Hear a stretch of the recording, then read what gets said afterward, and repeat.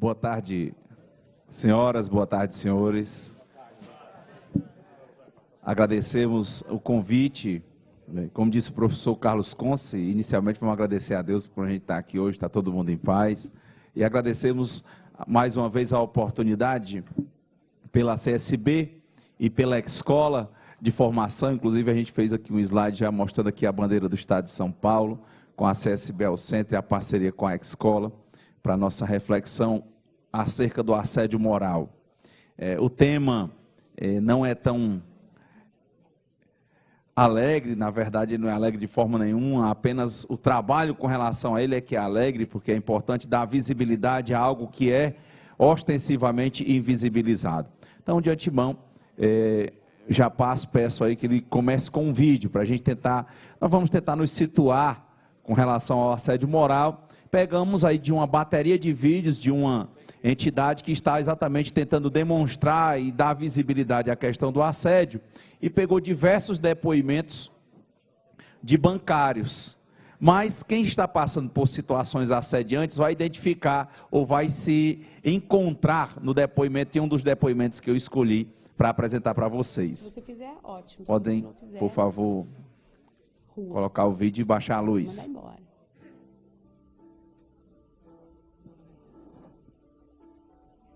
Na verdade, eu acho que os meus problemas começaram com o banco, quando eu casei e eu tive minha primeira filha. Então, já começou a ficar...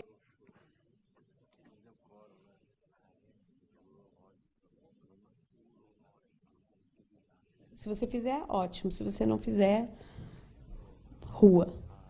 Vou te mandar embora.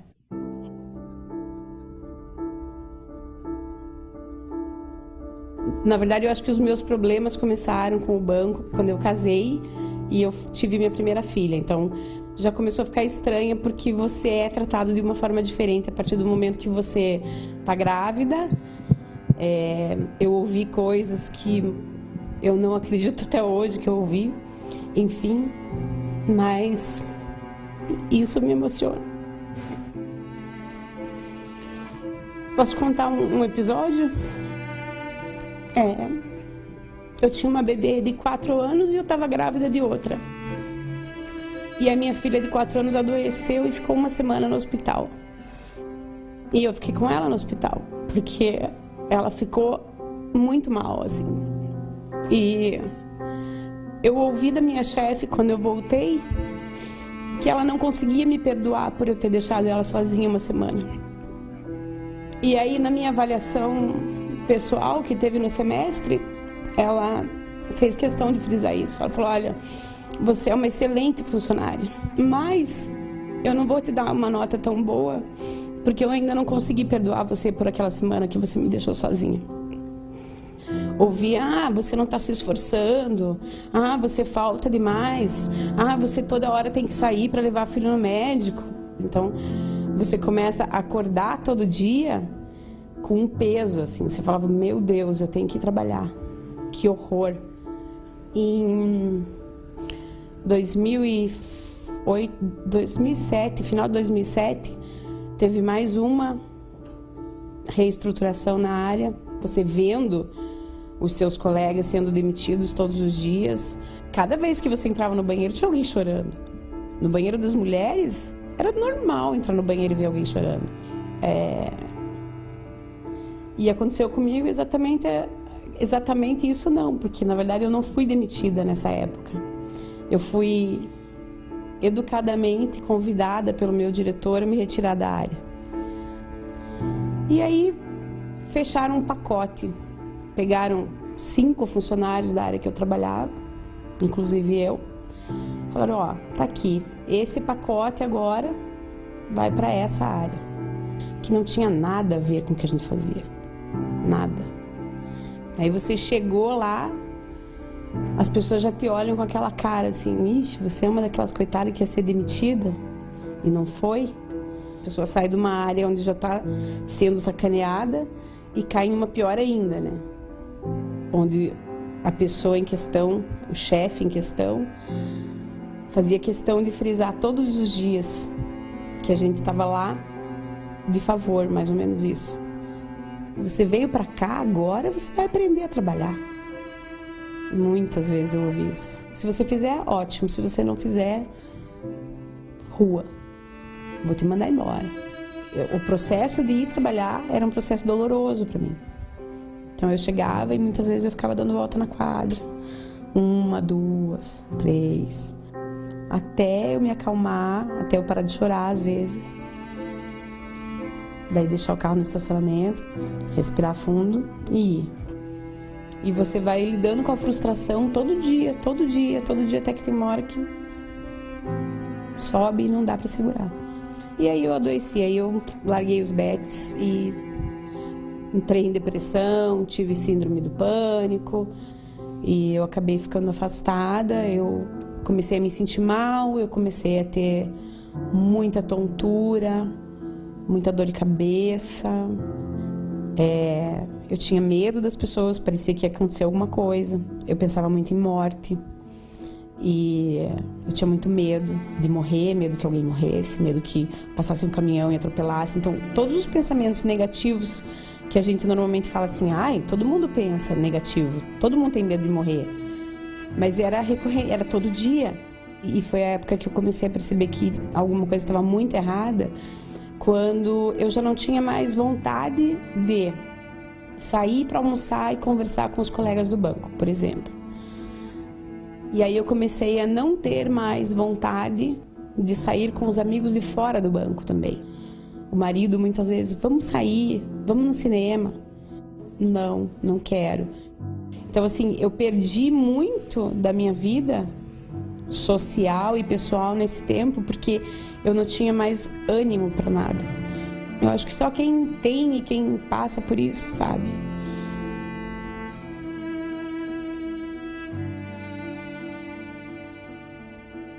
Ok.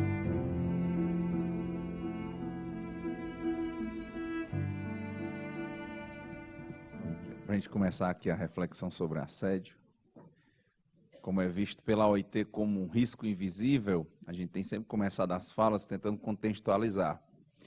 Alguns termos já são gastos, a gente estava conversando um pouco no almoço sobre isso, eu sempre gosto de aproveitar essa experiência, tinha aprendido um pouco isso com o famoso nordestino Paulo Freire, né? Dizer que nós temos que tentar aproveitar a experiência das pessoas para que a gente possa melhor apresentar os assuntos e para que as pessoas possam melhor compreender cada um dos assuntos. Então, esse depoimento dessa pessoa, com a discussão na Organização Internacional do Trabalho como um risco invisível, nos leva primeiro ao questionamento. Por que isso é invisível, se é tão chocante, se mexe com a pessoa, se mexe com a família, se chegava a 40%, quer dizer, mais de 4.000 pessoas dispensadas no banco, principalmente passando essas pessoas por questão de assédio moral. Como é que é risco invisível? Chegamos aqui, por exemplo, em São Paulo, e estamos falando disso no Brasil inteiro, estamos aí com casos de assédio moral que disparam com a crescente de 47% do estado de São Paulo. Outra perspectiva, como é que é invisível, se em uma das atuações do Ministério Público do Trabalho, só em um TAC, em um termo de ajustamento de conduta, ele conseguiu fechar um TAC de 10 milhões de reais, por questões de assédio moral. Importante, né? Aí, ó, esses 5 milhões foi revertido a questão do dano moral e outros 5 milhões investidos em campanha publicitária. Saiu um vídeo do Ministério Público, não sei até que ponto está o acompanhamento desses valores, né? O que é que poderia ser, inclusive, aproximado e coparticipado. Isso aí já foi em 2015. Né? Como é que é risco invisível? Se você encontra, por exemplo, aqui de assédios morais no escritório, em São Paulo, olha, 438 casos já constatados, quando chega em 2014 nós já estávamos em 962 casos. Então, como assim risco invisível nas convenções da OIT? Outro caso, né, houve uma pesquisa na UOL, e em regra 52% das pessoas já afirmaram ter passado por assédio. A questão é que essas pessoas não têm coragem de dizer, logicamente, porque passam por algumas das síndromes que nós vamos apresentar aqui, em especial a síndrome do sobrevivente. E olha aqui uns casos interessantes. Ó. Mariana teve o fax esfregado em seu rosto pela chefe. Adriana foi chamada várias vezes à sala do gerente para que ele falasse de seus sentimentos para ela. Luísa resistiu às investidas do supervisor e ouviu que ele poderia acabar com sua carreira. Marcela foi apalpada pelo dono do bar onde trabalhava. Gustavo recorreu ao psiquiatra por causa da pressão excessiva de seu gerente. É uma mistura constante, uma aproximação entre o assédio moral e o assédio sexual, entre as formas de assédio. E nessa lógica, quando a gente reflete, né, as mulheres são as principais vítimas, mas não fica só nas mulheres, principalmente porque já há casos de assédio moral e estrutural. Essa questão dos bancos é uma forma muito clara, muitas decisões, o doutor Meton, que vai falar amanhã, tem decisões, inclusive no Tribunal Regional do Trabalho do Piauí, abordando a questão do assédio moral e estrutural. Já que a gente vai falar de assédio moral e estrutural, e por que ele é essa conduta que é vista como um risco invisível, é usar aqui o professor Eloane. Também estou tentando usar tudo autores aqui mais próximos do Sul e Sudeste, e aqui tem um grande núcleo de estudo sobre isso, e vamos ver aqui a professora Margarida Barreto, o professor Eloane, e diversos estão atuando no país inteiro com relação ao assédio moral. É uma atitude frequente, intencional e composta por uma sequência de danos morais, provocando a perda de autoestima, a ansiedade, e em alguns casos pode levar até mesmo ao suicídio. Então são pontos que a gente tem que levantar aqui com relação ao assédio moral. Por que invisível? É invisível porque em termos estruturais, e aí temos que usar algumas expressões que, por mais que estejam gastas para alguns, mas a gente tem que refletir sobre isso.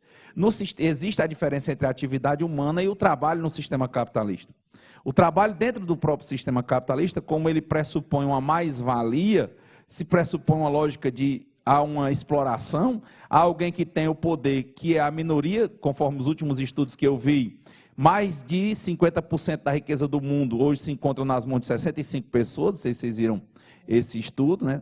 Mais de 50% da riqueza do mundo se encontra nas mãos de 65 pessoas.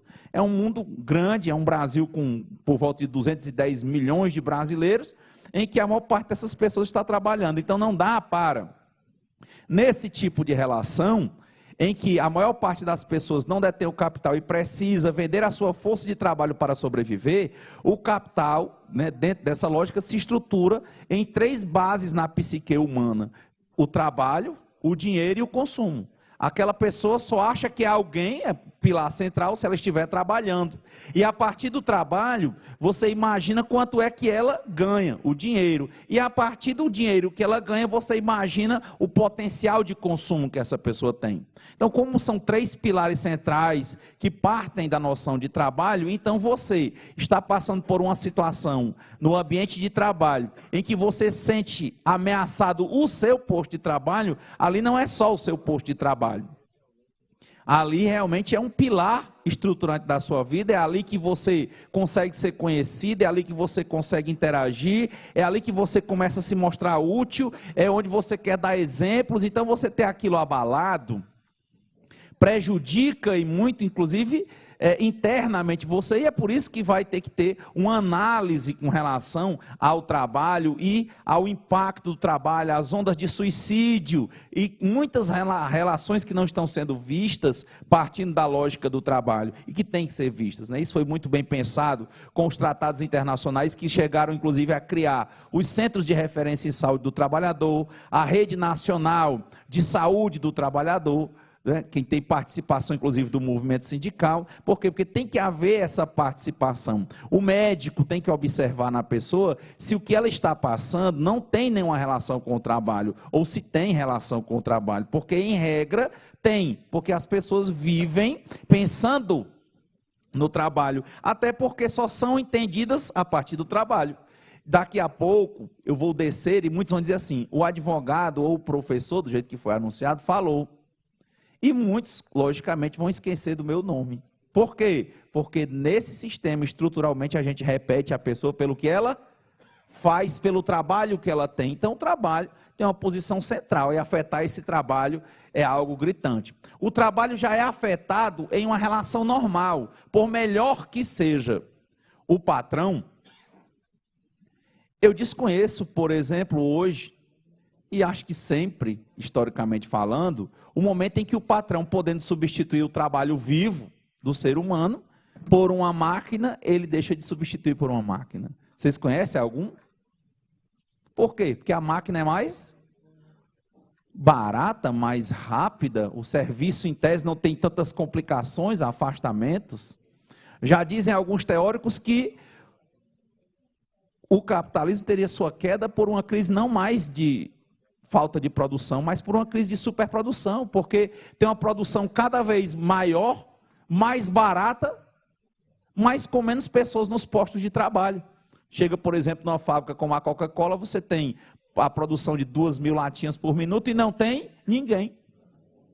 Eu visitei 10 fazendas de soja no Centro-Oeste, isso logicamente de avião, muito grande, né? Um espaço imenso de plantação de soja em 10 fazendas, imagina no campo. Perguntei quantos empregados havia nas 10 fazendas, muito maior do que estados, muito maior do que alguns países do mundo, o território que a gente andou de avião. Ele disse que só tem 600 empregados, com tudo, para fazer tudo. Então você já imagina, na relação normal de trabalho, o medo de perder o trabalho ele é muito alto. Imagina se você estiver passando por assédio.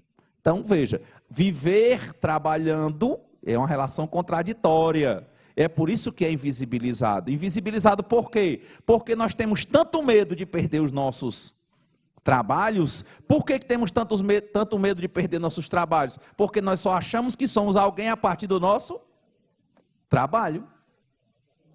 Nós temos tanto medo que nós levamos e encaramos isso com um ar de normalidade. Então, vamos sempre concluindo as nossas compreensões com trabalho, ou dinheiro, ou consumo.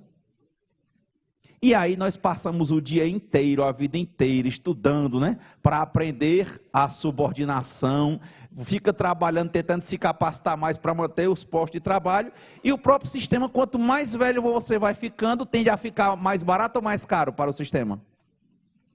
Mais caro, e ele tende a te descartar. Por mais que você tenha passado a vida inteira pensando nele, ele passa a vida inteira pensando em lhe descartar. Então, isso aqui estamos falando de regras, né? Nós estamos falando de exceções. Então, basicamente, quando vem uma situação de assédio, é muito difícil. E a gente está fazendo essa contextualização básica, só para a gente compreender por que a OIT chama de risco invisível. Por quê? Porque, em regra, isso não aparece. Nós encaramos isso com um ar de normalidade. Eu já vi depoimentos de pessoas que estavam há 30 anos, por exemplo, trabalhando em um banco, estavam muito bem, e no dia que eles começaram a sentir mais os impactos, depois de 30 anos, já tendo sido papel, prata, ouro, diamante, né? Eles vão classificando o trabalhador em termos monetários. E a pessoa, depois de 30 anos, tendo sido gerente de dezenas de agências, no dia que ela sentiu que estava abalada emocionalmente, chegou para o chefe e disse: olha, eu não estou bem. E sabendo que tem o remanejamento, que você pode deixar a gerência e ficar em outro cargo, como caixa, atendimento, diversos cargos, 30 anos de muito serviço, 30 anos de sucesso para o banco, 30 anos de resultado. E ela disse que o gerente sumiu 3 dias, quando ele reapareceu, era reunião, isso, quando ele apareceu, ele já chegou para ela com um documento que era para ela assinar o quê? O aviso prévio dela. Então, como assim? Ela pensou 30 anos disso. Na hora que eu digo que tem um primeiro problema, o banco me chega com uma carta. Eu sei que tinha outras formas, mas o banco não esperou isso. Então, uma primeira perspectiva com relação ao assédio, né? Ele diz, ele começa com o que é, depois, violências continuadas na relação de trabalho, pressionando, esmagando, humilhando. O trabalhador vai emocionalmente morrendo. Veja que na relação normal, nós já vamos morrendo. Como assim? Porque a maior marca do ser humano é pensar. E como ele manifesta o seu pensamento é nas suas divergências. Isso é importante para nós. Devemos divergir porque é natural, não devemos disputar. E esse ser humano que diverge a sua natureza, no ambiente de trabalho ele já vai sofrendo. o que os teóricos chamam de processo de alienação. Alienação que vem da palavra alheio. Ele vai se tornando alheio a ele mesmo enquanto pessoa. Como assim? Porque é trabalho, dinheiro e consumo? Não só por isso. Traga isso para a realidade, para a prática. Os trabalhadores vão escolher o seu trabalho? Em regra, não. Eles vão escolher a profissão que tem mais possibilidade de trabalho, consequentemente que vai dar melhor retorno financeiro e que vai fazer com que ele tenha melhores condições de consumo. Então, ele já não escolhe a profissão. Não raro você tem filhos e seu filho tem alguma aptidão para alguma profissão, que ele tem um dom, e você vê que ele tem um dom, mas que você imagina que aquela profissão, aquele trabalho, não tem uma boa entrada no mercado e não tem uma boa remuneração financeira, às vezes vira um problema de família, você querer fazer do seu filho, que é naturalmente diferente, alguém igual, another brick in the wall, mais um tijolo no muro, como diz o Pink Floyd. E as brigas são grandes e não é raro você encontrar pessoas que estão em profissões completamente distantes do que ele tinha vontade de fazer e do que ele tinha aptidão para fazer. Por quê? Porque ele vai para a profissão que o mercado diz que dá retorno.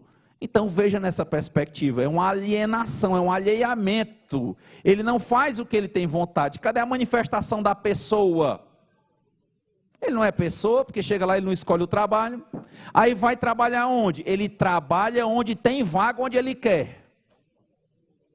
O que vocês acham? Trabalha onde ele quer ou onde tem vaga? Onde tem vaga. Cadê o potencial de escolha, de reflexão humana? Tem? Então está vendo? Ele está sendo alheio. Ai, mas esses termos, esses conceitos são antigos. Sim, mas calham bem. Calham bem. Ele não escolhe a profissão, ele não escolhe onde vai trabalhar. Terceira pergunta, se é para ser humano na relação de trabalho, ele escolhe a jornada de trabalho, gente? Não. Opa, mas ele vai pensar, sabe que horas? Ele vai pensar quando ele disser que vai mandar no processo produtivo. Ele vai dizer assim, olha, aqui não deve ser feito dessa maneira, eu tenho inteligência, eu tenho experiência, eu já observei e eu acho que o senhor deve fazer diferente. Geralmente o trabalhador é escutado na relação de trabalho? Não, ele não tem, conforme a própria consolidação das leis do trabalho, o poder diretivo. Ele é subordinado. E lá no Ceará tem uma expressão, né? O Ceará é muito cheio de brocardos, e hoje eu vou tentar encerrar, inspirado no professor Carlos Conce, com duas estrofes de um cordel. E aí você começa a pensar lá no Ceará, ele diz assim, cabrito bom não berra. Por quê? Porque passa aquele que eles chamam lá no Ceará do pai de chiqueiro e os outros correm atrás, não é assim não? Então o trabalhador no ambiente de trabalho, que ele não escolheu a profissão, não escolheu o local, não escolheu o horário, também não manda no processo produtivo, manda? Não. Quarta coisa, se ele for o melhor trabalhador, se ele desenvolver bem suas funções, como dizem por aí, ele se garantir mesmo no trabalho, vestir a camisa da empresa, e a empresa crescer, crescer, crescer. Eu pergunto, quem é que vai aparecer? Ele vai aparecer ou quem vai aparecer é a empresa? A empresa. Quanto maior ela ficar, mais o nome dele vai ser um número. Ou seja, o próprio processo da relação de trabalho dentro do sistema, a relação de trabalho subordinada, faz com que haja um alheamento da condição humana. Então, a relação de trabalho já tende a uma desumanidade. Tem lógica isso ou não? Tende a uma desumanidade. Por quê? Porque lá ele não pode ser gente. Gente, o que é ser gente? É opinar, pensar. Ele nem pensou para escolher a profissão, nem o horário, nem como fazer o trabalho. E no final o nome dele não aparece. Cadê o ser humano? Sumiu. E se já é assim no normal, você imagina quando está acontecendo, para rimar, assédio moral. Então, com condutas que vão o quê? Exatamente, o trabalhador vai emocionalmente morrendo. Por que ele usou o termo emocionalmente? Porque materialmente, na relação de trabalho, e em algumas profissões a coisa é mais forte, ele já está morto. Está morto. É tão contraditório, mas se você pensar, Eu pergunto para vocês, nas bases que vocês representam, os trabalhadores querem arranjar emprego ou não querem? Querem, tudo bem. Mas quando estão trabalhando, qual é o dia que eles preferem? É a segunda ou é a sexta-feira? Quem acha que é a segunda, levanta a mão. Quem acha que é a sexta-feira? Olha aí, ó. Porque vai ter uma pausa no trabalho, descanso semanal remunerado, e ainda é paga. Ou seja, essa é a prova, uma das provas em que o trabalhador lá dentro da relação de trabalho não está se sentindo bem. Lembro que no WhatsApp eles passavam uns vídeos, né? E um dia o rapaz entrou dentro daquele freezer horizontal, que era um freezer de cerveja, né? Aí para brincar, eles fazem um vídeo, ele sai assim, ó. Aí levanta com a engradada de cerveja na mão e diz: ei, pessoal, hoje é sexta-feira. Aí a pessoa: não, hoje é quinta. Ô, pessoal, desculpa. Aí entra. Aí fica aquela tristeza. Por quê? Porque a pessoa já está imaginando. E por que você relacionou com cerveja? Porque onde há o maior processo de desumanização, a pessoa recorre ao alcoolismo e à drogadição. Muitos desses problemas dessas pessoas sequer foram identificados, porque vão surgir da relação de trabalho como transtornos pós-traumáticos. E a pessoa faz o famoso que a gente diz brincando: ah, eu tive uma raiva tão grande hoje, eu vou beber para esquecer. Quem já viu essa expressão? Olha, tá vendo? Plauto já dizia: ridendo castigatis mores. A gente fala, você ri é porque já conhece a expressão. Rindo, nós castigamos os costumes. Olha aí a perspectiva. Conseguimos ganhar uma ação nos Correios no estado do Ceará? Exatamente isso. Estava havendo o quê? Um alto índice de afastamento de pessoas do trabalho, faltas, e havia denúncias com relação a um determinado gestor dos Correios e Telégrafos no Ceará. Começamos a mandar os trabalhadores, íamos dialogar com a gestão respondia, sabe o quê? Que não, é porque ele é um, entre aspas, vagabundo, é porque ele não quer trabalhar. Só que começaram a observar, era assédio moral, não era só ele, era um, era dois, era três. E pense, se você pensa com relação à empresa, que se torna mais caro ou mais barato? Mais caro, porque ele não está indo trabalhar e está com um atestado. Eles ficam procurando e nós começamos a identificar cada trabalhador que se afastava. Nós deixamos de dizer para eles que eles fossem para o médico normal. Nós fizemos uma parceria com o Centro Estadual de Referência em Saúde do Trabalhador, com médicos com especializações em saúde do trabalhador, psicólogos, terapeutas. E aí ele ia fazer na análise, na anamnese dele, uma relação de causa e efeito entre o que estava acontecendo e o ambiente de trabalho, porque os demais médicos, em regra, não vão olhar para isso. E o pessoal dos Correios só dizia que era particular o motivo. Se a pessoa nesse sistema, em regra, só vive pensando em trabalhar, como é que o médico vai fazer uma análise de um transtorno mental e não analisa a relação com o trabalho? Se aquela pessoa passa horas no trabalho, tem lojas aqui que já foram condenadas por 18 horas de trabalho diário, de forma recorrente, já com indenização de 1 milhão, de 2, de 500 mil, de todo jeito. Muitas lojas conhecidas. Imagina, um dia só tem 24 horas e a pessoa está trabalhando normalmente 18. Então, olha a reflexão. Cadê essa pessoa?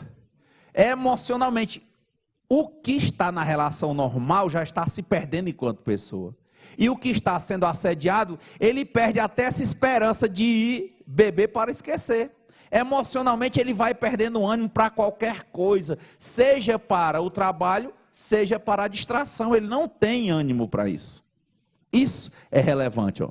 O trabalho nunca é neutro, ou ele é fonte de saúde, ou ele é de adoecimento. Como é que a gente vai fazer análise? Aí começa para a agenda dos sindicalistas, indicar ou ter parcerias com médicos, psicólogos, psicoterapeutas, terapeutas ocupacionais que tenham formação em saúde do trabalhador. Para quê, Clóvis? Você quer que a gente faça isso? Você quer porque ele vai dar um laudo a nosso favor? Não, porque ele vai fazer um estudo epidemiológico, epistemologia da coisa, os termos, os nomes, e observar se aquilo tem relação ou não com o trabalho. Porque, como dizem os teóricos, né? O trabalho não é neutro. Seguindo, Achei interessante aqui, né, uns lojas de assédio moral, aqui a professora Margarida Barreto. Acho que ela pegou bem em termos de texto, em termos de fala, o que eu tenho dito nos demais congressos, desde Santa Catarina. Ela diz, olha, no sistema atual, o trabalho tem um papel central na vida do trabalhador, pois lhe dá identidade, né? É o advogado, é o professor, não é isso não? Lhe dá identidade, fortalece a identidade do trabalhador, fortalece ele como pessoa, ele nos identifica com relação ao outro, são os colegas, os amigos de trabalho. Se você está 18 horas no trabalho, quais são os outros amigos que você tem? Não é verdade? Nos identifica com relação ao outro, sendo um elemento central, por ser o provedor, porque você diz, olha, eu só posso ganhar dinheiro se for por meio do trabalho. Então o trabalho não pode ser neutro. O provedor, dando sustentação, fortalece o saber fazer e possibilita a criatividade. Ou seja, a gente está tão acostumado com essa relação que a gente tenta se realizar no trabalho, até porque nós somos educados a vida inteira para trabalhar. E tem gente até que está com medo de se aposentar, porque diz que na hora que se aposentar, morre. Tudo que a gente está dizendo é muito presente na vida de qualquer trabalhador do mundo. Qualquer trabalhador do mundo. Então, sigamos, né? Achei também do professor Álvaro Merlo, que é médico também do trabalho, ele diz, ó, quando se ataca o trabalho, no sistema capitalista, ataca-se algo fundamental na vida do trabalhador. Algo que a pessoa precisa muito para construir sua saúde mental. Ser reconhecido. Por que ele diz que precisa para construir? Porque ele acha que só é alguém se estiver trabalhando e ele vai se apresentar para as pessoas como alguém que está de bem e que tem condições por estar trabalhando. E quando ele não está trabalhando, ele se sente como? Impotente, incapaz, e a sociedade olha para ele com tom de desprezo. Então ele diz, olha, ser reconhecido que o trabalho feito é bem feito, útil para a sociedade. Outro dia eu conversando com um advogado, amigo, e ele falando, né, que teve um conflito no sindicato que ele atua, e era sobre eleições. Eu achei tão interessante que ele disse que a filha dele ligou para ele. E perguntou, papai, isso é verdade? Aí ele disse, não, minha filha, ó. Começou a mostrar como era a situação. Por quê? Porque enquanto trabalhador, ele queria mostrar que o que ele faz é útil para a sociedade, que ele é honesto, que o trabalho dele é digno. Achei interessante a fala, né? Ele diz, não é, respondeu imediatamente. Ó. Atacar isso é ferir algo fundamental, atacar o trabalho, na construção da identidade, gerando prejuízos imensuráveis e em muitos casos, irreversíveis. A gente começar a refletir aqui também, né, os tipos, né? Fenômenos implícitos, tem o abuso de poder, manipulação perversa. Requisitos, ação de atingir e prejudicar o empregado, e tem que ter uma reiteração, na lógica do assédio. Tipos de assédio moral, temos uma percepção vertical, descendente, e uma percepção vertical ascendente, assim como de forma horizontal. De regra, o descendente é o mais comum, em que o chefe se acha mais do que o subordinado e ele o trata como se fosse uma mera coisa. Do mesmo jeito que às vezes ele se zanga com a copiadora e quebra, se zanga com o computador e joga no chão, ele faz da mesma maneira com o trabalhador ou com a trabalhadora. É lógico, isso é um assédio moral descendente, em regra, ou ele fica difamando aquele trabalhador, a gente vai já colocar isso em termos pontuais. O ascendente, muitas vezes, não no caso do chefe mau chefe, o chefe que conduz de forma distorcida a sua atividade, mas o bom chefe, por exemplo, que tem bons projetos, e aí o grupo, ou um determinado grupo de trabalhadores se reúne, por exemplo, para tentar derrubar o chefe. É mais difícil encontrar isso, mas acontece. E tem crescido, em alguns casos, o descendente. Pior, Em outras situações, no caso do assédio moral horizontal, isso também tem ficado recorrente, tem crescido no Brasil, principalmente por causa da questão da utilização das mídias. A pessoa cria um fake e começa a praticar, seja o assédio sexual, seja o bullying contra os colegas de trabalho, porque ele quer, por vezes, uma visão distorcida, derrubar o colega, ao invés de trabalhar junto, ao invés de discutir normalmente, ele disputa, e ele tem uma visão destrutiva com relação ao seu colega de trabalho. Então, isso é um ponto também relevante para a nossa reflexão, tá?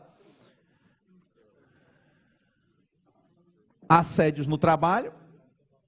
Temos os tipos de assédio: assédio sexual, assédio moral, assédio político, assédio eleitoral. São várias as formas de assédio, para a gente dar uma observada aí no primeiro momento. Atitudes que denotam o assédio: humilhações que geram, consequentemente, dispensa indireta, que é aquele tipo de dispensa em que o trabalhador não vai mais trabalhar e ele vai, né, ter os efeitos como se fosse uma despedida sem justa causa. Vai receber a multa, né, decorrente do FGTS, vai receber o seguro-desemprego, enfim. Mas, logicamente, que nesses casos, quando ele não vai mais trabalhar porque ele não consegue, a empresa tende a dizer que ele abandonou o emprego. Então, às vezes, se ele demorar muito, ela entra com a ação de consignação em pagamento. E ele deve entrar logo com a ação tentando demonstrar isso. Eu tive um caso, que eu sempre falo, de uma colega, que ela estava lá trabalhando e o chefe sempre colocava para que ela ficasse mais tempo, né, na parte digitando, na parte de secretaria. E um determinado dia ela estava só com ele sempre colocava serviço a mais. Um dia estava só ela e ele, e quando ela viu, ela digitando lá, quando viu a mão dele, foi tchum, bem no seio dela, assim. Ela disse que pegou inteiro, assim. Na hora que pegou, ela disse assim, encaixou, assim. Ela disse que olhou, ela não acreditou. Simplesmente ela fechou tudo assim, que estava um notebook, e saiu correndo, e nunca mais apareceu. Eu disse, entre logo com a ação, porque ele vai entrar com a ação de consignação em pagamento. Ela ficou demorando, se eu não tenho condições de ir lá, e pronto, quando veio foi a ação de consignação em pagamento. Então a gente teve que fazer o quê? Tentar reverter o contexto com base na resposta que foi apresentada, né? Então, mais metas inatingíveis ou sob pressão, é lógico que se você tem transformar de prata em ouro, e ouro em diamante, depois de diamante ou adamante, depois o que você vai botar?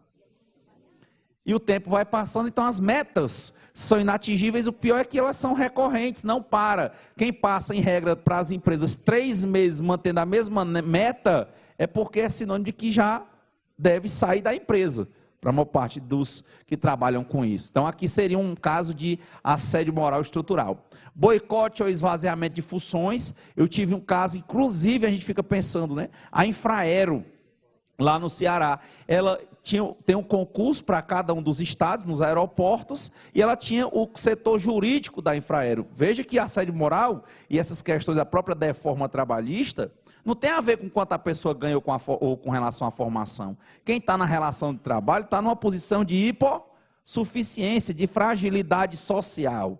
Por mais que tenha condições de arcar com as custas de um processo que é a hipossuficiência econômica, por mais que tenha condições de manifestar adequadamente a vontade, que é a hipossuficiência psíquica, mas o trabalhador e a trabalhadora estão relacionados à hipossuficiência social. E esses trabalhadores concursados, advogados da Infraero, ganhando relativamente bem, passaram por um assédio. A empresa, eles concursados para Fortaleza, ela disse que agora ia mudar, perseguindo aqueles advogados, e disse que ia mudar toda a parte do jurídico para Recife, em outro estado, em Pernambuco. E tinha várias limitações legais. Eles tinham que aceitar, eles não quiseram. Quando chegaram lá, eles estavam mandando advogado de Recife, todo o jurídico formado lá em Fortaleza, nem computador mais para trabalhar eles tinham. Houve uma denúncia no Ministério Público, a gente chegou logo com câmera filmando, até que a situação foi revertida e eles estão lá trabalhando. Quer dizer, outra situação interessante: isolamento, ridicularização, retirada de instrumentos de trabalho. Veja que essa questão do isolamento e da ridicularização, ficar chamando a pessoa por apelido, né? Mas lembre, o apelido é aquele, para ser assédio moral, tem que ser um apelido que a pessoa não goste. Eu sempre tenho falado, ao menos nos últimos 3 encontros, de um caso que eu conheço, né? Um caso de um colega que eu tive a oportunidade de ver. Por quê? Porque tinha uma situação lá em Recife, em que todo mundo tinha um grande, gordo e tal, aí o nome do rapaz. Aí criaram uma sigla, porque o apelido era grande, né? Então chamavam ele pela sigla. A empresa sabia. Era um assédio moral horizontal. Todo mundo chamava ele por essa sigla e ele não gostava. E a empresa sabia. Você vê um assédio moral horizontal, mas a responsabilização é horizontal e vertical. E a primeira é a vertical, porque a empresa tinha a obrigação de tomar providências. Ela tem uma culpa em vigilando. Como é que ela, por mais que não chamasse, os gestores não chamassem ele por apelido, como é que ela sabia que eles chamavam ele de apelido, o incomodavam e eles não faziam nada, até um dia que ele estourou? Então, é a reiteração. Clóvis, e como é que eu identifico, né, que dessa lógica da reiteração e do não incômodo, que não seria assédio? Primeiro, se não tiver reiteração, é como uma Madalena, né? Vai, não peques mais. E a outra situação, Clóvis, em regra, né, se incomoda, porque ele tem que ter esse ânimo de prejudicar o trabalhador. E aí eu lembrei de um caso que eu passei particularmente. Eu jogava futebol quando era criança, e passei muitos anos jogando futebol, e eu tinha eu era muito magro e tinha uns coleguinhas que eles eram mais fortes, tinha um especialmente, e apelidaram ele. No Ceará é uma coisa difícil, sabe? O pessoal gosta de apelidar, negócio de brincadeira e apelido lá no Ceará é sério, né? E aí colocaram um apelido no rapaz, na criança, na época, um apelido dele. O nome dele era determinado nome aí, né, masculino, e colocaram o apelido dele de Mamãe. Porque ele era muito fortinho, né? Mamãe. Quando eu conheci, já chamavam ele de Mamãe. Eu fiquei assim, rapaz, se ele achar ruim, né, vai bater em mim, né? Não vou chamar a mamãe. Eu fiquei olhando, mas todo mundo chamava mamãe e ele não ficava com raiva. Tudo bem. Os anos passaram, nunca mais eu vi o Mamãe. Ele já pai, eu já um dia, uns 20 anos depois, aí eu vejo passar, eu estava num bar e passa o Mamãe. Eu sabia o nome dele, tinha 20 anos que eu não encontrava com Mamãe, né? Eu não vou chamar ele de Mamãe, que agora ele deve achar ruim, né? Naquele tempo ele não achava, porque eu acho que ele via que era muito menino. Se ele achasse ruim, né, ele talvez não levasse a melhor, né? Porque é a questão do bullying, né? Mas vocês acreditam que eu cheguei, ele passou e eu falei, chamei pelo nome, né? Disse, fulano. Ele só fez assim, né? Ou com a mão, balançou a cabeça. Entrou, acho que levou o tempo de tomar 2 cervejas, certo? Mais ou menos ele, né? Quando eu vejo lá e vem uma mãe de volta. Sentou na minha mesa. Já estava um pouco alterada e disse, e aí, Renato, tudo bem? Eu disse, tudo. Ei, mano, leva mal não? Mas meu nome é Mamãe. Aí eu... Ou seja, se eu ficasse chamando ele estava me alertando. Se eu chamasse ele pelo nome que ele não gostava, era assédio. Ou eu não chamo ele de nada, não chamo o nome, ou eu chamo ele pelo nome que ele gosta. E isso também bate nas questões de gênero. Não é isso que eu estou lhe falando, mas se incomoda. Entenda, o assédio moral você está guarde essa palavra, você está guardando o que incomoda os brios da pessoa. Entenda, que é o caso que eu vou lhe dizer, que você pode entrar numa questão de gênero. Eu tinha um colega que ele toda a vida foi um rapazinho. Passaram 20 anos, aí é o contrário, né? O que tinha o nome Mamãe, cresceu, ele é papai hoje, né? Continua sendo heterossexual, mas quer que chame ele Mamãe. Se eu chamar diferente, eu estou incomodando, ele não quer que chame outro nome. Ele tem um comércio com o nome lá, Mamãe dos livros e tal, uma coisa assim. Aí...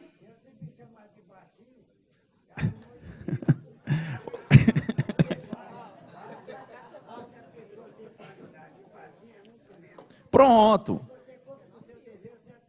Então você está dando a resposta. Se lhe chama e se você se incomoda, se houver uma reiteração, isso está configurando um assédio. Se você, aí eu quero lhe dizer, ó, no caso do gênero, Esse que era heterossexual, que chamavam mamãe, que continuou heterossexual e queria que chamasse mamãe, era um caso. Tinha outro amigo que o nome dele era Rafael. E ele toda a vida jogou bola com a gente e tudo. Só que 20 anos depois, quando eu encontro, ele vem falar comigo, ele estava uma mulher inteira, montada.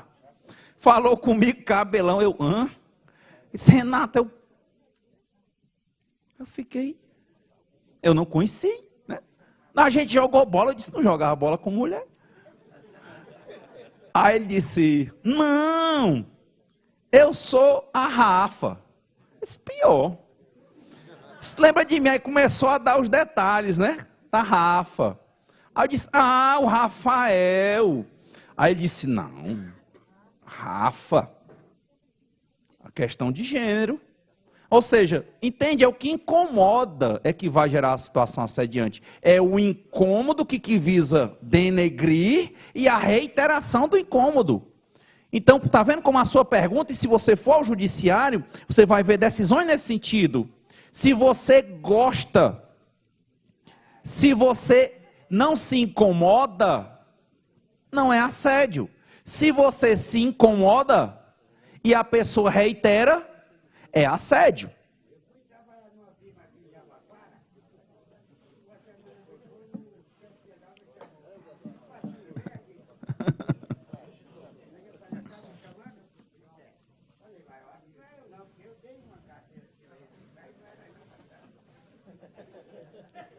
Mas eu acho que o senhor compreendeu, né? Entendeu? No seu caso, se chamar é o quê? Se reiterar e chamar por apelido é o quê? Assédio. É assédio, não é verdade?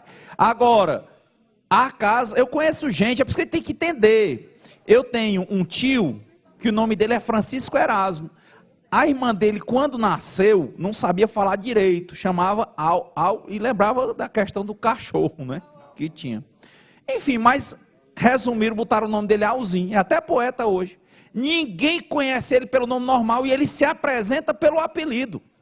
Entenda, o que é certo ou não é certo para mensurar um dano moral é o que mexe com a psique internamente da pessoa, é isso que eu estou lhe dizendo. Se no caso do meu colega, que o nome dele é, digamos que o nome dele fosse João, e ele quer que chame mamãe, se eu chamar João, ele já me avisou que incomoda. Se eu ficar chamando assim, eu estou praticando assédio. Então, só que fique claro, não é uma pergunta, e aí eu já estou dizendo aqui, quando a gente for para as ações judiciais, você vai identificar bem. Bom, Rafael, ele agora é para ele é uma mulher, então ele diz que o nome dele é Rafa. Chamar ele de Rafael, que é o nome de batismo, se eu ficar chamando, ele já disse que não gosta, eu estou assediando. Não chame a Rafa de Rafael.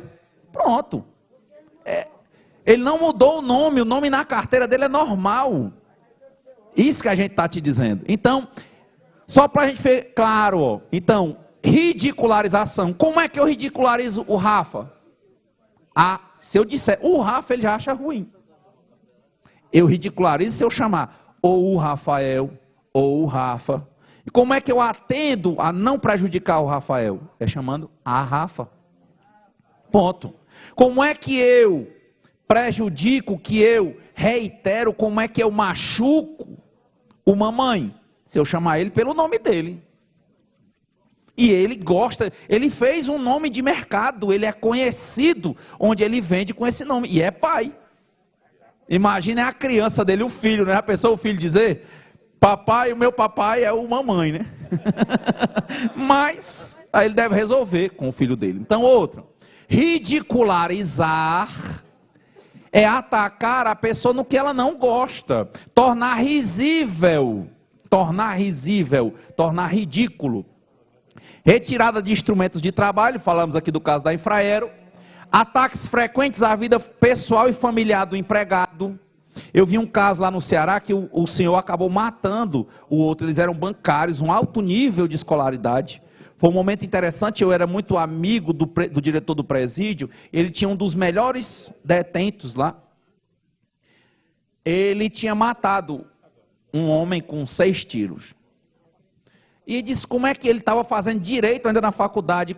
Eu te perguntava, né? Como é que esse homem tão culto, tão polido, como é que ele matou alguém com 6 tiros? Perguntava ele, disse pois olha, eu matei e matava de novo. Isso foi o que aconteceu. Ele era casado. E um colega dele do banco tomou a esposa dele. Ele não fez nada. Veja, olha o problema aí da reiteração. Como a empresa tem que tomar postura, porque pode chegar a isso. Tomou, ele não disse nada, continuaram trabalhando. E o que era que se falava na rádio corredor, né? Aí é mole. Lá no Ceará tem um termo que eles chamam, começa com C e termina com O, né? Por aí.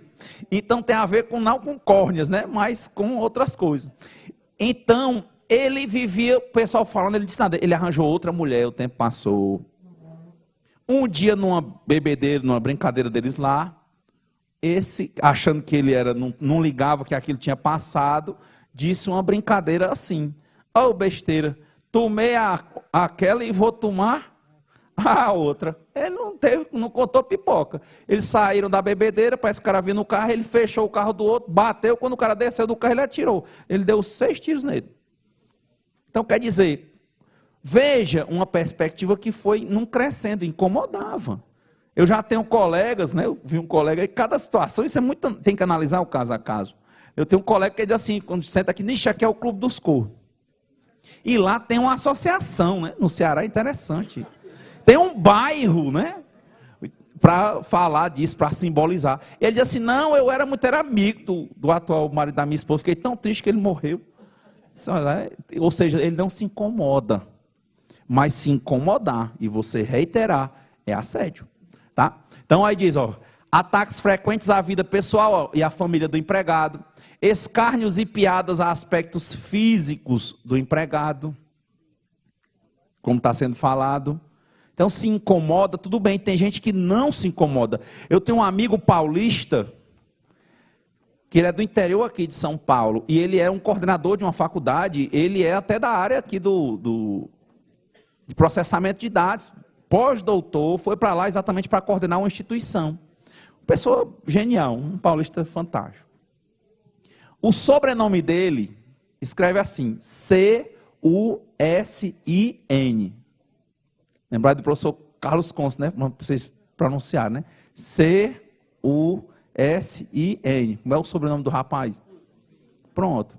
Ele ficar famoso. Ele disse que todo mundo já brincava tanto, que ele dizia assim, rapaz, eu sou o cozinho.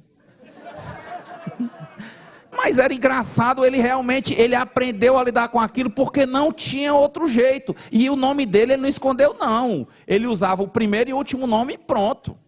Você colocar aí na internet, ele já brinca, ele não leva mal, super bem-humorado. Não, ele mesmo já começa brincando com ele e não se incomoda. Então, quer dizer, é uma situação que ele poderia trocar o nome? Eu acho que não, porque é difícil, porque é o sobrenome. Né? Tem que negar a família todinha.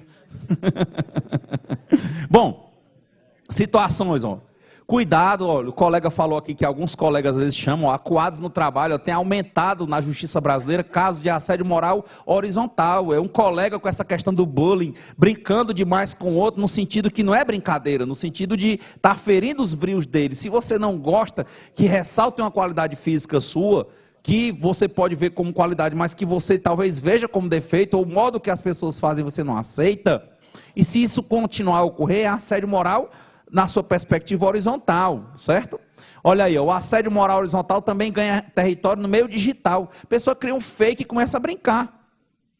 Brincar com o outro, só que isso é uma brincadeira de muito mau gosto e pode dar ação, você pode ser despedido com justa causa e a empresa pode ser responsabilizada por não estar vigiando o que é para ela vigiar. Ela não pode quedar incólume, ela não pode ficar lá na Torre de Marfim, né, distante do que está acontecendo, tá? Então é interessante, isso gera muitos problemas. Certo? Muitos problemas. Hoje, assédio moral já é a terceira causa de afastamento do trabalho. A primeira são as lesões por esforço repetitivo. Segundo são as lesões traumáticas. E o terceiro já são os transtornos mentais. E olhe que, como disse a OIT, é um risco invisível. Porque a gente, em regra, não diz o que é, quando vai comunicar a CAT, não diz que tem a ver com o trabalho, e essas questões de transtorno, sempre as pessoas tendem no capitalismo a dizer que é fraqueza da pessoa, ou é problema pessoal, ou é genético. É impressionante. Se você não levar para um médico que vai identificar que isso tem a ver com o trabalho, identificar as situações que incomodam, e você não vai ver. Então, um dos nossos papéis na nossa agenda de trabalho é exatamente procurar uma aproximação, uma contratação ou algum tipo de diálogo com profissionais da saúde relacionados ao trabalho, à medicina do trabalho, à psicologia do trabalho. Certo?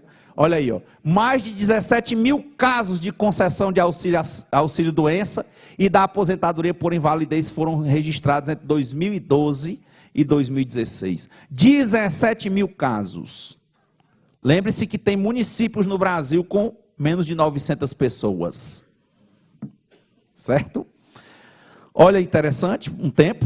A síndrome do sobrevivente também faz com que as pessoas não digam, ninguém fala, acha que é normal, leva na brincadeira, mas já poderia ser uma condição assediante, né? Porque é uma síndrome pela qual, diante do quadro social, político e econômico, né? Você fala de crise, quantas pessoas não estão sendo assediadas agora? A relação que já é difícil, como nós falamos, e quantas não estão sendo assediadas agora, e que não tem coragem de dizer, principalmente porque tem medo de perder os seus empregos, porque ele sabe que só tem o trabalho para sobreviver. Lembra como o trabalho, como disse a professora Margarida Barreto, como é um pilar central na vida das pessoas. A gente era para trabalhar para viver, mas na verdade nós estamos vivendo para trabalhar. Então essa perspectiva do sobrevivente, ó, sentimentos que acompanham os não demitidos, é o famoso se ficar o bicho pega, não é isso? Se correr o bicho pega. Se ficar, ele devora, não é verdade? Então olha aí a perspectiva, quem não está trabalhando, está arrasado com a sensação de fracasso. Por quê? Porque o pessoal não olha para você enquanto pessoa, olha para você enquanto trabalho, enquanto um objeto. É um processo de reificação, lá do latim, o rei, que é coisa. Another brick, de novo, in the wall, apenas mais um tijolo no muro, um padrão, você perde a sua identidade. Né? Então, o síndrome de sobrevivente, outra síndrome interessante para a gente refletir aqui, a síndrome, o bullying, falamos aqui já casos de bullying. Se eu chamasse, né, logicamente a pergunta do nosso colega, apelido em regra pode configurar assédio moral? Sim, mas depende. Entende? Como eu falei, depende se aquela pessoa às vezes já assumiu aquilo e não a afeta. Mas é impressionante, quem assedia, quem pratica bullying, faz porque sabe que incomoda, porque se não incomodasse, não fazia. Diga, mestre.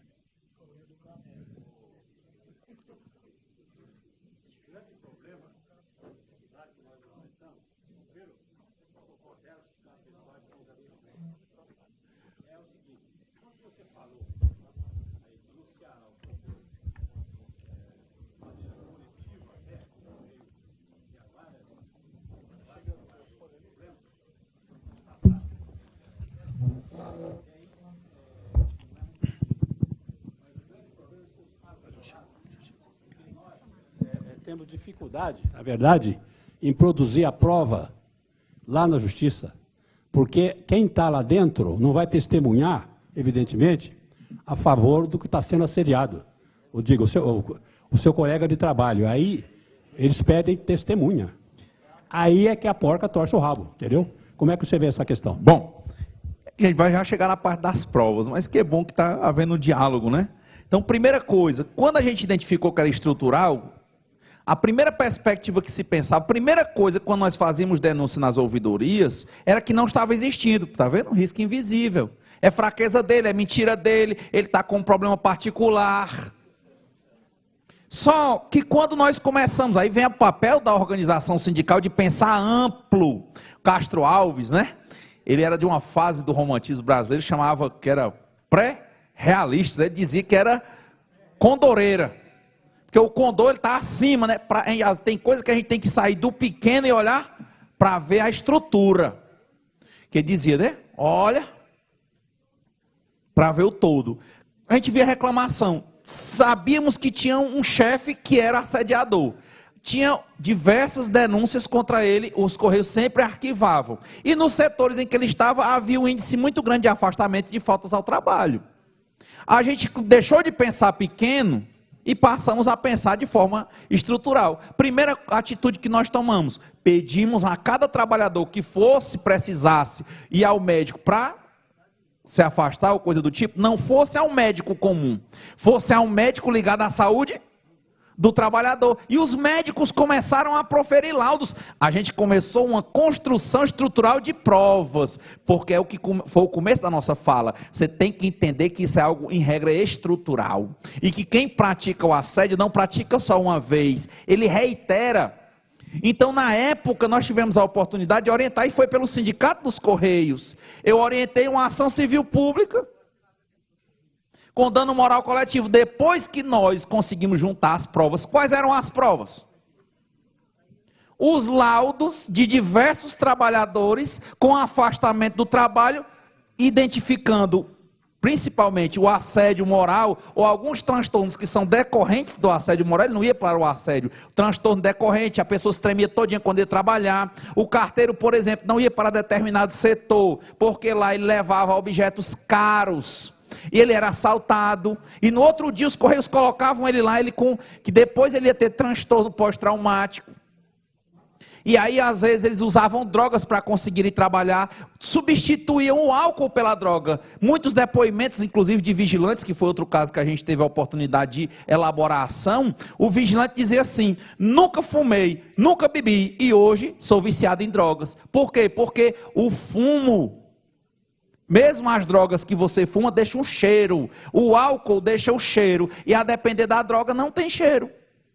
E ele fica esperto e evita essa perspectiva. Então a gente começou a estudar os casos, juntar laudos. Então, primeiro, ao invés de pensar pequeno, a gente começou pensando alto. A gente começou orientando a cada um deles a procurar os centros de referência, a procurar médicos ligados à saúde do trabalhador. Se o centro não estiver funcionando direito, recomenda que o sindicato faça logo uma parceria com um determinado médico ligado a isso, para que ele faça a análise, certo? Então, esse é um primeiro ponto. O segundo ponto, que são as questões individuais, no correr dos slides eu vou apresentar. Então aqui, bullying, comportamentos repetidos de implicância, acossamento, intimidações, zombaria, agressões físicas ou psicológicas. Então quer dizer, eu refletindo, não sei se vocês já leram um livro, que era também do realismo, eu estou pensando muito no realismo, já quer botar os pés no chão, lembrando do realismo russo, um livro chamado Crime e Castigo. Alguém já leu esse livro? Levanta a mão só para ver se alguém leu. Rapidamente era o seguinte, tinha um personagem chamado Raskolnikov, ele estava na miséria, e a mulher que emprestava dinheiro para ele, ele pensa assim: eu vou me dar bem, eu vou matar essa senhora, ela vive só, e enterra aqui, ninguém vai descobrir que fui eu. O problema é que depois que ele matou, para onde ele andava, a pessoa falava com ele que já se tremia todinho, porque ele pensava que a pessoa sabia, porque tinha visto. Porque na hora que ele matou, alguém chegou na casa, ele vixe, não deu certo, não encontraram, mas ele ficava com medo. Eu sei que ele fica com tanto medo, a narrativa é longa, do Fyodor Dostoiévski, que chega uma hora que ele prefere se entregar, porque onde ele anda, ele vive morrendo de medo. E é assim alguém que vive torturado psicologicamente. Ele vive com medo, por exemplo, de perder o seu emprego, gente. Se ele está com medo de perder o emprego, já pensou qualquer... Ei, você, já, ai meu Deus, chega um e-mail da empresa, já pensei agora, já é chamando para ser dispensado. E é assim. E como é que a gente pode reverter isso? Quando a gente começa, por exemplo, campanhas, trabalhos estruturais, que as empresas sabem que o sindicato está organizado, está preparado, que a gente está fazendo uma campanha, mandando, conseguindo laudos. Quem é que vira o Raskolnikov? O assediador. Ele tende a diminuir, e o pior, quando você bota uma plaquinha lá, um adesivo, não ao assédio moral, ele já pensa, vocês já estão sabendo, será que vai vir uma ação contra mim? Assim a gente tem condições de virar o jogo psicologicamente. Então, às vezes, uma campanhazinha como essa, chegando na empresa, no setor certo, aquele trabalhador que vivia tremendo psicologicamente com medo de perder o emprego, pode melhorar de posição e o assediador ficar morrendo de medo, achando que a qualquer momento chega uma ação contra ele, que chega a ação do sindicato, que vem uma negociação, que vem um movimento paredista, e ao invés de ser quem vai dispensar, ele pode ficar com medo de ser o dispensado do emprego, certo? Então essas campanhas, elas são importantes, né? O bullying, outra situação importante, humilhação da vítima, depreciação do trabalho da vítima. A empresa tem que investir em capacitação. Veja, eu estou colocando aí, não por nada, né? Eu estou colocando os símbolos aí do yin e o yang, né? Ou seja, o bem e o mal funcionando. A gente tem muita condição de girar isso e transformar o mal em bem. A gente tem condição de transformar a posição psicológica do assediado na posição psicológica do assediador. Se a gente tiver uma habilidade, inteligência para isso. A gente começar primeiramente a uma percepção ampliada dessas relações. Eu já vi muitas coisas serem resolvidas desse modo. Tá? Então, outra síndrome é a síndrome de Burnout, né? Ela gera um esgotamento profissional físico, emocional, típica de situações de estresse. E é lógico que afeta, como aquela senhora falou, afeta a família, afeta os filhos, o marido quer sair com ela, ela está toda hora pensando no trabalho, e quando ela não está pensando no trabalho, ele quer sair com ela, ela não tem vontade, ela não tem ânimo, ela não tem desejo, ela só pensa no trabalho. É impressionante a vida relacionada a essa questão de metas, tá? Não pode desligar o celular, imagina aí. Causas, fatores pessoais e ambientais, condições e meio ambiente do trabalho, competitividade e metas. Não tem como trabalhar assédio moral sem mesclar o direito do trabalho, a parte jurídica, com a questão de medicina. Por quê? Medicina, psicologia, as áreas de saúde, tem que haver uma interdisciplinariedade, um diálogo, né, de matérias diferentes. Por quê? Porque lá no artigo da Constituição que fala de meio ambiente, diz incluído do trabalho. O tempo é curto, mas se vocês bem pensarem, hoje aqui em homenagem aqui ao verde, fala-se muito do direito ambiental verde, mas toda a potência de direito ambiental no mundo, hoje, isso é bem, quase que 100% de consenso, é devido a um sindicalista chamado Chico Mendes.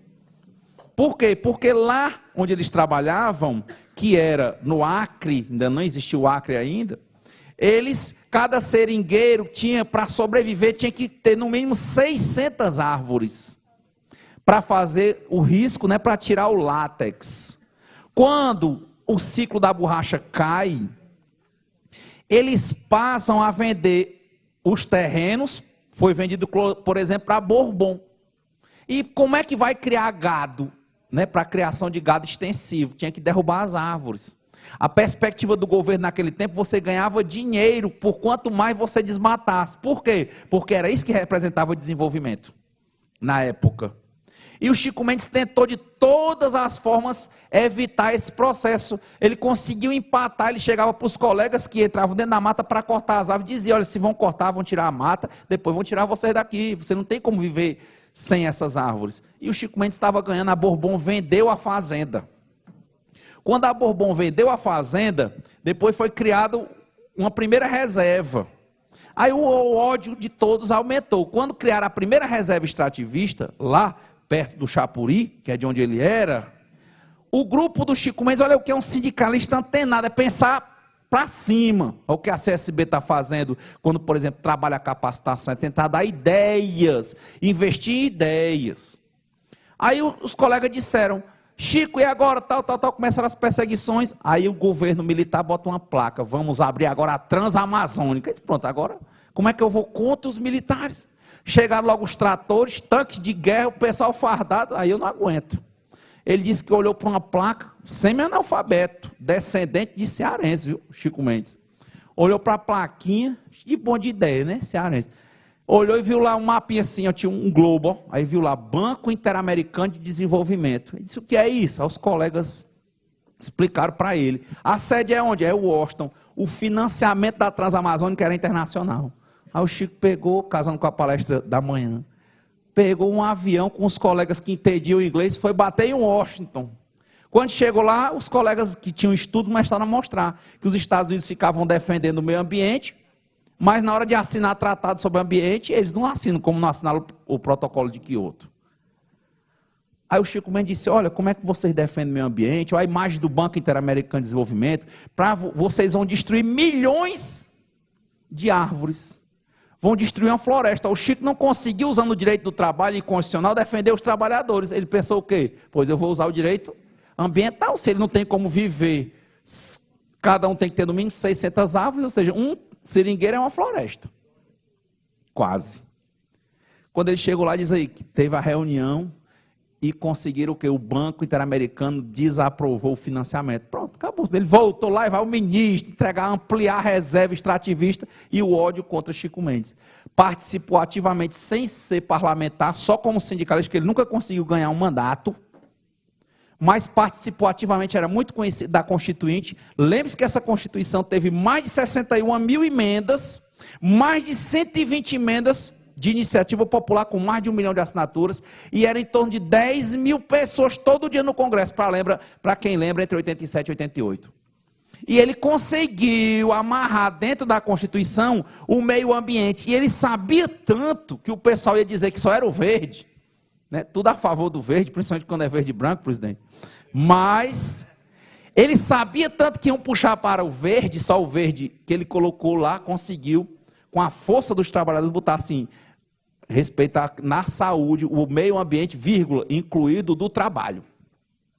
Então, as questões sobre assédio moral são questões do meio ambiente do trabalho, que envolve direito do trabalho e direito ligado à saúde. E a gente tem como trabalhar isso, com normas de saúde, a parte de salubridade. É importante que a gente reflita sobre isso, por isso que a gente conseguiu, numa perspectiva estrutural, trabalhando com médicos e psicólogos, uma condenação contra a empresa de Correios e Telégrafos. Tá? Então, síndrome de Burnout, ou burnout, assim como vão pronunciar, ela gera lapsos de memória, falta de concentração, perda de interesse pelo trabalho, impaciência, irritabilidade, são diversos os problemas. Até porque essa pessoa está ali, é uma relação já desgastante, e ela já está morrendo muito mais ainda de medo de perder o emprego, porque ela sabe que está sendo visada por alguém que quer tirar dela o que ela tem para ela de mais precioso, que é o seu trabalho. Como ela vai viver? É a primeira perspectiva. Isso hoje está gerando impactos, a gente está tentando correr o mais rápido possível, mas veja que hoje, né, o índice de suicídios, agora nós temos o Setembro Amarelo, mais de 800 mil pessoas cometem suicídio a cada ano no mundo.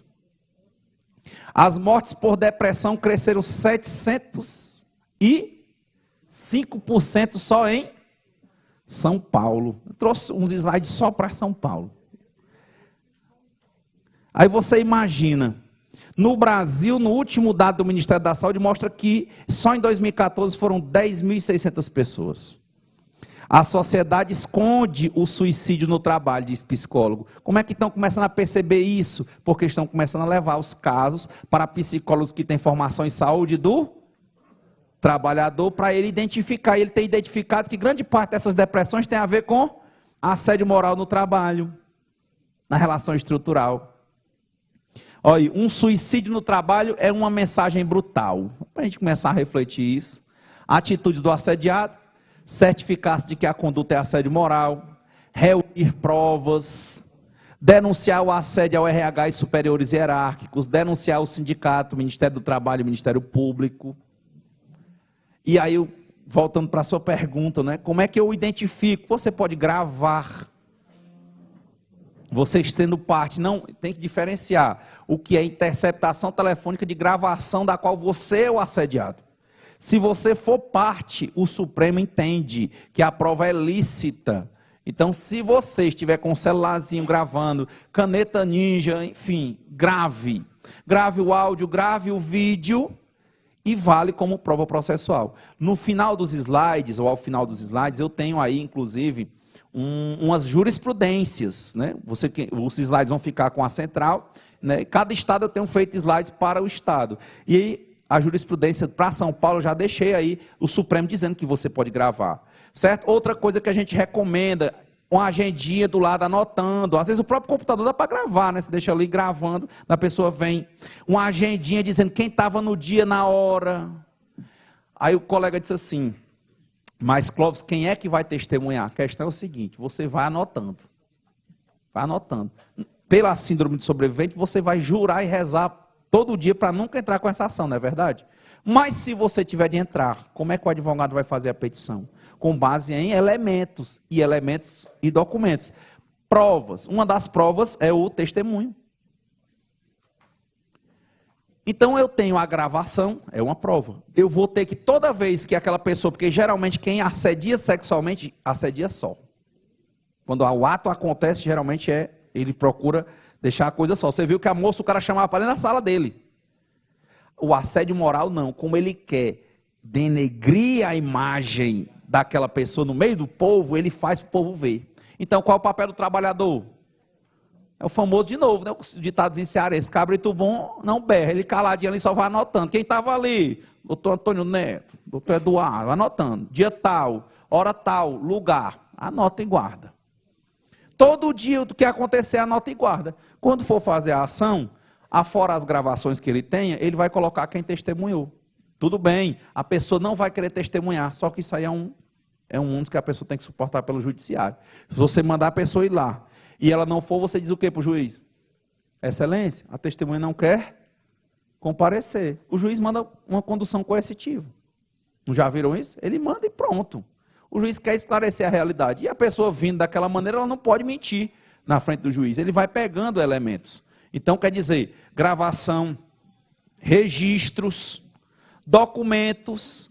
A questão também é importante que a vaidade, o egoísmo, melhor falando, o egocentrismo, faz com que o assediador que vai repetindo aquelas atitudes, ele vai achando que a casa nunca vai cair. Aí ele vai deixando o flanco à mostra. Ele não está esperando que aquele que está ali caladinho está anotando e registrando tudo.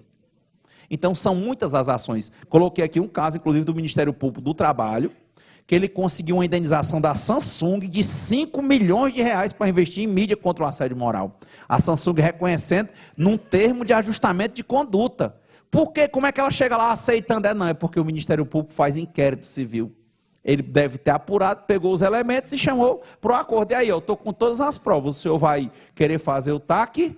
Ou o senhor vai querer que eu entre com a ação pedindo uma indenização muito maior? A Samsung preferiu fazer o termo de ajustamento de conduta. Tá?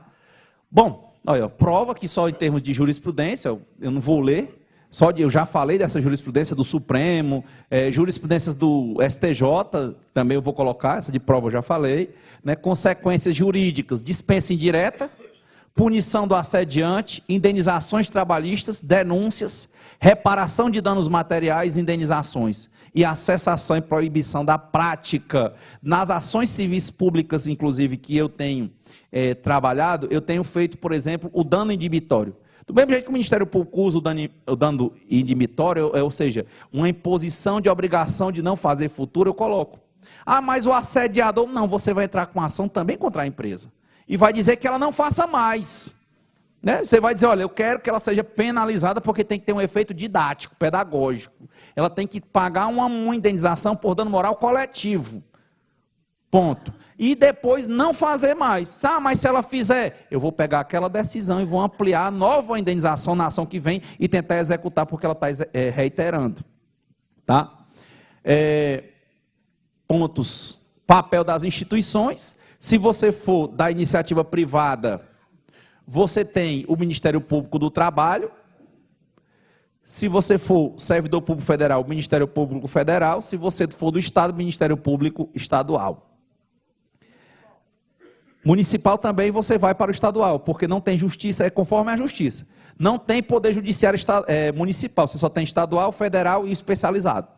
Então, quando é servidor público estadual e municipal, Justiça Comum Estadual, Ministério Público Estadual. Quando é empregado seletista, Ministério Público do Trabalho, Justiça do Trabalho. Quando é servidor federal, público federal, estatutário, Ministério Público Federal, Justiça Comum Federal. Tá certo? E o sindicato respectivo, porque o sindicato pode ter um grande papel na extrajudicialidade, na ação civil pública na judicialidade, ou apoiando o Ministério Público do Trabalho no inquérito civil. Tá certo? Bom, seguindo, a gente os tempos, ações, né? Já explicamos essa parte, eu vou deixar nos slides, ó, cada um, ó, a pergunta que você foi fazendo, o colega foi fazendo, ó, já vou deixar nos slides, cada um deles. Medidas repressivas, você tem trabalhistas, administrativas, penais e outras. É lógico que a reparação civil, eu sei que aqui quem é que é servidor público? De servidor, como tem bastante servidor público, apesar do assédio moral não ser tipificado como crime, e o assédio sexual ser tipificado como crime, o STJ já tem decisões dizendo que assédio moral no serviço público é improbidade, gera improbidade administrativa. Eu também coloquei essa jurisprudência, que eu não vou ler, mas vou deixar nos slides para vocês. Gera improbidade administrativa. É importante para nós esse tipo de jurisprudência, né? Porque uma dúvida, geralmente, eu já estou tentando falar, e os espaços para evitar também alguns questionamentos. Hoje, você pode responsabilizar civilmente, né? Porque tem a responsabilização civil, dano moral. Você tem a responsabilização administrativa no serviço público e você tem a responsabilização penal. Então, uma, em regra, não exclui a outra. Clóvis, eu só tenho uma dúvida quando fala de serviço público. Qual é a dúvida? É que a gente tem que entrar contra o ente, né? Contra a União. Calma. O STF entende isso, chama-se teoria da dupla responsabilização. Você tem que entrar contra o órgão e o órgão, se perder, pode regredir contra o servidor. Calma. Essas ações de assédio moral, em regra, envolvem fatos e provas. E o STJ tem diversas decisões em que você pode responsabilizar diretamente o agente. Em um dos sindicatos que eu atuo, lá no Ceará, que é de servidores públicos federais, eu tenho algumas 4 a 5 ações em que eu coloco o ente e coloco o agente, para que tenha um efeito pedagógico mais imediato. E tem jurisprudência. Os advogados depois podem procurar, essa eu não coloquei, mas a dúvida que surge é essa: eu posso ir logo contra o assediador? Pode procurar no STJ que você vai encontrar algumas decisões dizendo que você pode responsabilizar o agente. Isso é importante para nós, porque às vezes você quer dar um empurrão, é nele. Eu entrei outro dia com um mandado de segurança, eu tinha um problema com o pró-reitor de gestão de pessoas da universidade. Problema eu não, né? Ele com os servidores, o modo que ele tratava, ele era economista, dizia que onde vai a economia, o humano não vai. Impressionantemente ele dizia isso no discurso. E aí ele começou a tomar certas práticas e teve uma que foi absurda, e eu entrei com a ação. Teve um debate, depois de uma pressão muito grande, e ele disse que foi explicar a situação. Eu disse que tinha entrado com a ação, ele respondeu assim com desdém, né, por causa da dupla responsabilização. Ia contra a União, ele respondeu assim: não, vem a ação e o jurídico responde, a procuradoria responde. Eu disse: acho que o senhor não entendeu, o senhor deveria ler essa ação. Eu disse: por quê? Porque eu entrei com um mandado de segurança. Mandado de segurança é competência em relação à pessoa. Eu estou entrando com uma ação pessoal contra o senhor, com uma multa de R$10 mil diária. Eu disse: como? Foi para a procuradoria. Depois eu fosse o senhor, eu ia olhar. Como? Eu disse: pode olhar. E eu coloquei uma jurisprudência do Superior Tribunal de Justiça dizendo que eu poderia responsabilizar diretamente o agente, e lá na que eu coloquei era o pró-reitor.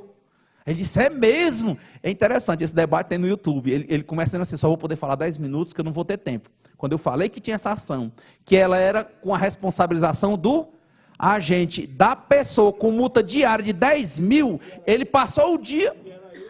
Era ele. Ah, professor, ele disse: ia falar 10 minutos, eu sei que anoitece. A gente estava no pátio da reitoria da Universidade Federal do Ceará. Anoitece, eu vou embora e ele fica. Eu disse: pois é, se eu fosse o senhor, eu respondia.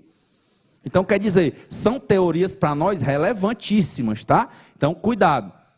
Pode avançar. Bom, o artigo eu já falei. São Paulo já tem uma lei, não é verdade? A lei 12.250 de 2006, que veda o assédio moral no âmbito da administração pública. É uma lei interessante, só que diz que ela carece de regulamentação. Vocês têm que ver como é que está a regulamentação dessa lei, né? Aqui ele chega até a despedida. Em alguns estados tem a lei, mas não tem repressão. Em alguns estados tem a lei e não tem dispensa. Eu coloquei os artigos que eu não vou ler, mas vocês vão ver, né? Porque às vezes a pessoa não vê, pensa que não tem, tá certo? Aí o último aqui, ó, demissão, ó. Já numa lei do estado de São Paulo. E por fim, né, jurisprudências que eu disse que não iria ler, dado o tempo, mas estão aí, ó, a questão da improbidade, indenização por dano moral coletivo, a de improbidade, ó. E para encerrar, como eu havia prometido, né, no típico cearense, eu vou citar 2 estrofes de um cordel, certo? Então, olha, jurisprudências de assédio moral, ó, de vários tribunais que a gente está deixando aí para vocês, tá? Aí. Enfim. Últimos versos do poema do Rafael Guedes, né, que é um cordel, né? Ele diz assim, 2 últimas estrofes. Rafael Guedes, ele diz assim: a melhor resposta é ter boa organização, buscar a todo momento a plena informação, também, se preciso for, fazer mobilização. Não tenha nenhum receio, ataque o que te faz mal, no tal do assédio moral, destrave dentro do meio, o joio que de dentro veio, partindo a nossa união, o combate é solução, e para isso é preciso trazer de volta o sorriso ao rosto do nosso irmão. Muito obrigado.